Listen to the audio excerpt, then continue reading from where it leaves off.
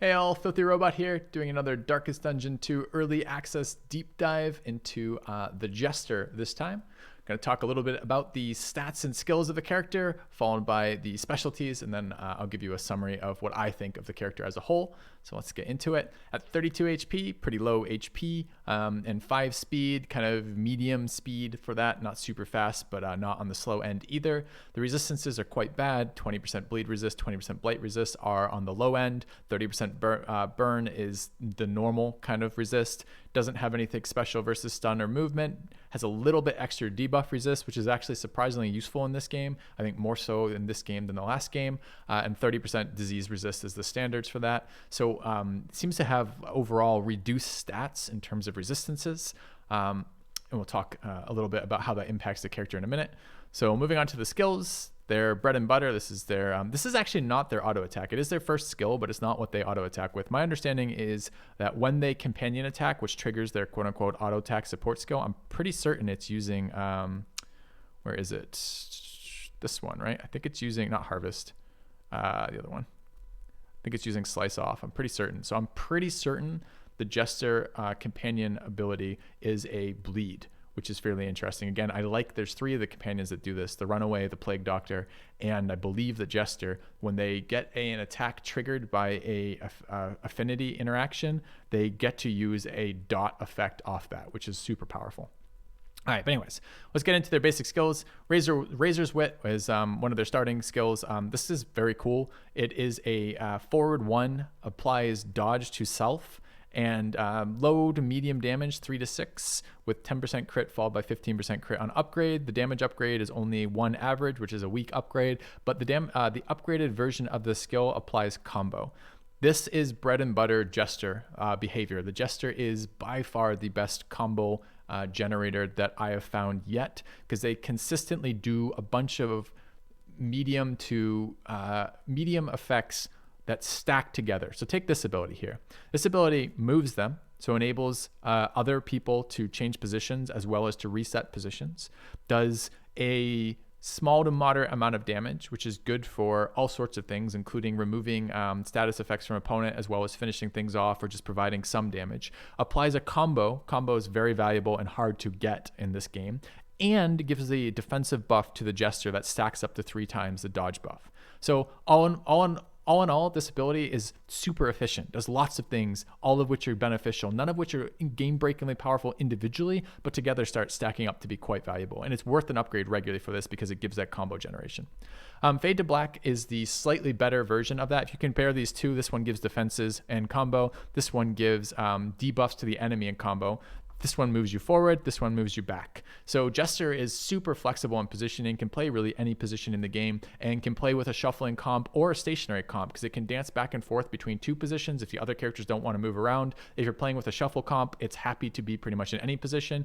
It just plays super nicely with this. This is another great ability too. Again, the damage is not super high. The upgrade is very similar in the upgrade to the other one. It's not a lot of increased damage, but this is a move back. And I like to start my Jester generally in 2 or 3. So I often open with this ability if I'm starting in 3, for example. And it applies a blind and a combo point to an enemy. Blind's a pretty valuable debuff, especially if it doesn't cost you a lot. And this is another one of these super efficient skills. Decent amount of damage, double status effects, one of the most valuable status effects on upgrade, which is the combo ability point, and then blind as a nice one. I just love these abilities. Both these abilities are so good for the Jester. They're just bread and butter for the Jester. Moving on, this is an interesting ability. I really like this ability on the Jester in Darkest Dungeon 1. In Darkest Dungeon 2, it's a little bit different. It is a fairly high value ability. Again, medium damage, but 2 nice riders. A 3-point dot is good, and upgraded a 3-point dot in a Vone is very good. I find this to be better in the longer fights, like boss fights, because most of the time I would rather, especially in short fights, be doing these combo generating abilities, because they're just more interesting to me than the bleed most of the time, and more impactful than the single bleed. And I don't really want to itemize a Jester to be applying a bleed debuff, although there are times when I do. So I find this to be a flexible skill that I don't always use, but sometimes want to use, especially for boss fights where they're not particularly resistant to bleed. All right, moving on. Battle Ballad. This is one of the weaker Jester abilities. We've seen 3 of these now that are all pretty bad. Emboldening Vapors, Command, and Battle Ballad all run into roughly the same trap. And that trap is it's not worth the action economy to use this. Although making a random target move forward 1 is an interesting idea. For example, comboing this with Point Blank Shot on the Highwaymen will move them forward and give them a damage buff so they can activate Point Blank. And that's starts to be a little bit better. If you get double value out of this, Command and Emboldening Vapors run the issue. They only get single value. They basically only get a buff and maybe half value when they're removing a debuff kind of deal. This tends to get a little bit more like double value because some skills are positionally restricted, so that if you can get high value out of being moved 1 position, then maybe the upside is such that it's worth using this skill. But by and large, it falls into the economy trap where it's just not enough impact for what it costs. And I don't think the upgrade is very good at all. Inconsistent crit chance is just a really, really low priority buff. And removing combo is good, but how often do you simultaneously want to move a piece forward and give it a damage buff and care about removing combo to make that somehow useful? So I don't think this ability does very much. I'll have to play more with the Highwaymen and maybe some other characters that have really high payoff. I'm thinking maybe like the Hellion, really high payoff skills to be in position 1. But by and large, I think this is a fairly weak ability that might have some situational uses and is perhaps better than Command and Emboldening Vapors, but still runs into the same kind of traps as those abilities. All right, Inspiring Tune. This is a massively nerfed version of the Jester stress heal. The Jester actually isn't a stress healer so much in this game anymore. The stress healers really are Hellion and Plague Doctor by and large, and this character ends up now, and to be fair, Darkest Dungeon 2 has done a very good job of not requiring dedicated healers and not requiring dedicated stress healers, that lots of characters can do enough of these things to allow all the characters to kind of have their own flavor that's more than just spamming heal, which is great. But this is a massively nerfed version of Inspiring Tune. It's still okay. This is really good for breakout stress in your characters. Like if one character is like spiking to like 7 stress or something and the rest of your characters are at like 1 or 2 or something, this ability starts to get a little bit better. It's limited in its application where you can cast it from. It requires that the target have at least 6 stress to even use, and that doesn't change when you upgrade the skill, so that's pretty painful. I think that if you're gonna use this skill, like keep it on your bar for more than like a fight or 2. Like sometimes I'll bring it on if one character's like way up in stress. I might bring it on for like 2 road battles until we get the stress under control. But if you're going to regularly run this on your bar, I think you want to run the upgraded version. I don't think the horror remove is very good because I don't think most of the time that you have that ability to make that happen. So if they're being horror attacked, you'd love to remove that, but if they're under 6, you can't. That's pretty weak overall. But I do think the -3 is much better than the -2 if you're going to be looking for a guy who's already spiking and stressed to remove it. But I think overall this ability is pretty weak. Harvest is interesting. It's another bleed dot applier. It has a 33% chance per target for combo, and it applies to 2 instead of 1. The upgraded version much better than the unupgraded version. The unupgraded version is basically only good for removing status effects like dodge or block while still applying a bleed. The upgraded version is a lot more damage. 3 is a much bigger dot than 2. 3 and 2 are both still pretty small dots in this game. Like Plague Doctor can be running out 6-point dots off Noxious, and Firestarter, there we go. The Runaway doing things like a 5-point dot, for example. So 2 and 3 is not a particularly large dot, but double application is quite nice, and combo generation is what the Jester does. I think this ability is fine. I'm not using it all the time, but I will bring it in for some fights. This ability is probably going to get nerfed. I'm going to tell you that right now. Sorry. But it's great. This is Finale. This is Finale how we always loved it in Darkest Dungeon 1 before it got nerfed. This is start your character in 1 and 2, open the fight with a ginormous nuke.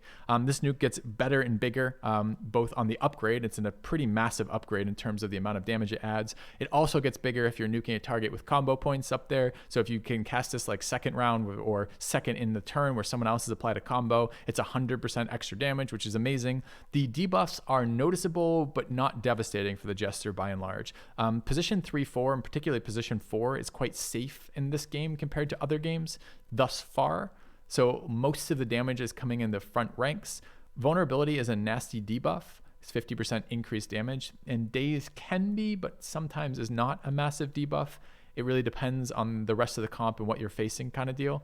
But this is a huge nuke. This can one-shot stuff easily with a couple of the right situations arising. This is a very nice flexible nuke. It hits any position, which is just incredible. So it doesn't matter. You just, whatever target you need to remove, you remove with this ability. So good. I think it's probably going to get nerfed.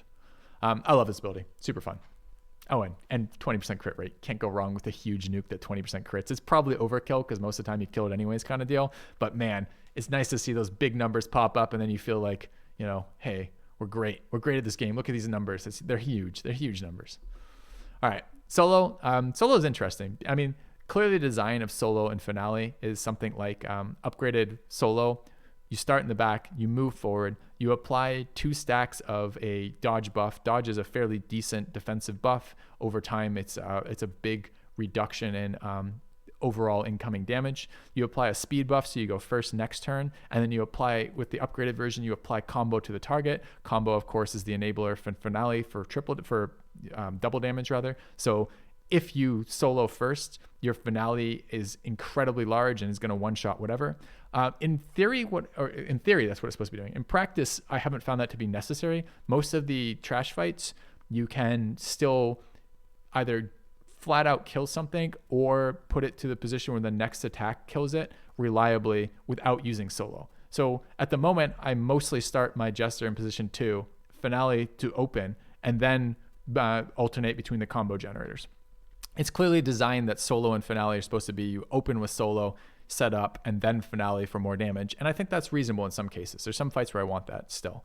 I like both these abilities. I like this ability. It doesn't do direct damage, which is generally something I don't like, but I think the action economy is still okay with this. Applying combo is pretty valuable. 2 stacks of defensive stuff is pretty valuable. The speed buff here is actually relevant because for once, the speed buff isn't big, but this character is fairly fast already, and if you do get that speed roll in your favor, you're going to one-shot something and remove it from the battlefield by and large. So I guess Finale suffers a little bit from the fact that some enemies now have Death's Door, which means that when you zero their health, they still have another round to live. But there's still enough of them that isn't such a big consideration. And I think Finale is very strong and Solo is fairly interesting for what it does.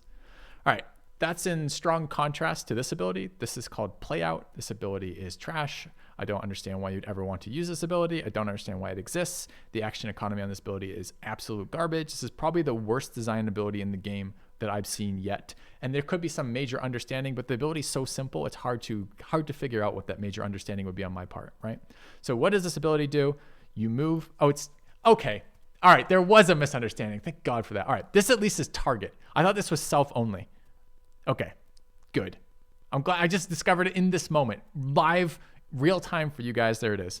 So I still don't think I'm playing this ability ever because I don't think there's enough value in it, but it's at least a little bit more interesting.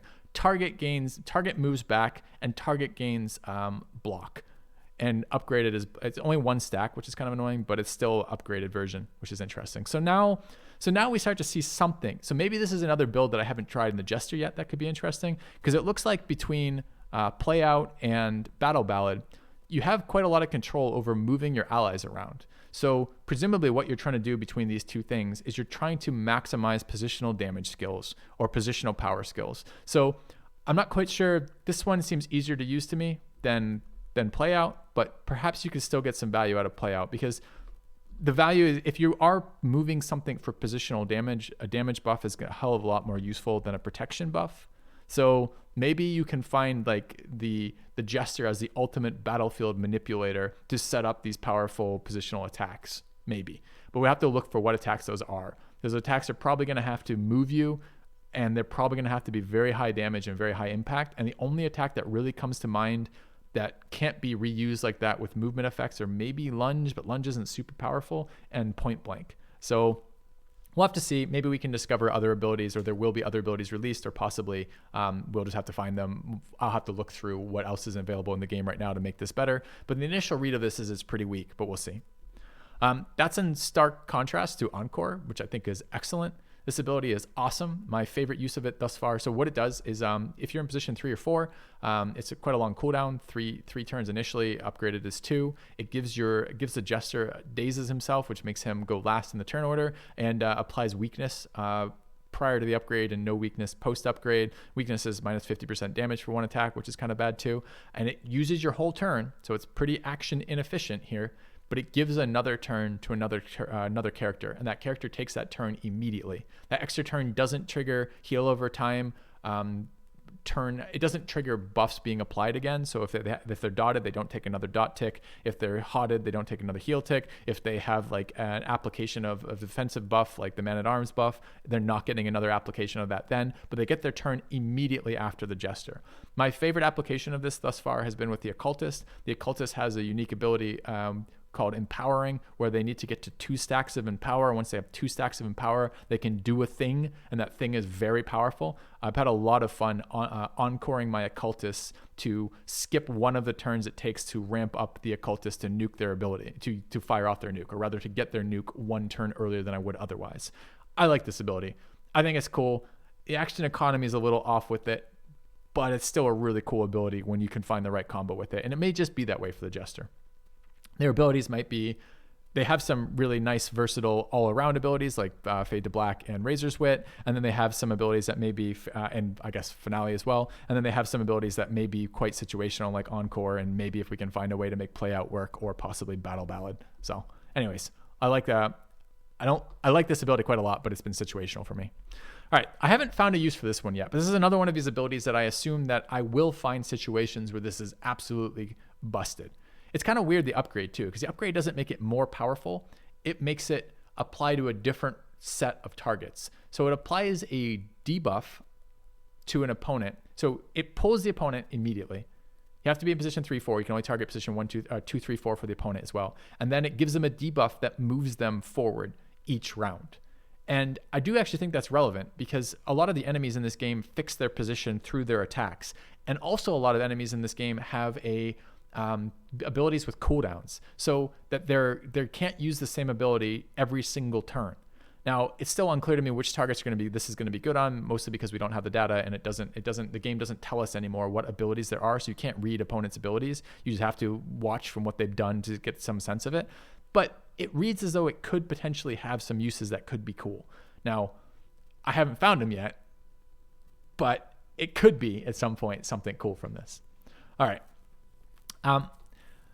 Let's do the summary of this character. What does it specialize in? It is a combo enabler. It has lots of ways to apply combo. It is a very good upfront nuker. It can do things like give extra turns to very specific scenarios. Apparently, there's some ability to manipulate other teammates positionally, so maybe to take advantage of those skills. It has some quite weak stress healing. It's kind of all over the place, but all over the place in a good way. Unlike the Runaway, where all these skills are kind of contradictory, they kind of block each other. You can do one of these things or not all of these things. They don't really fit together.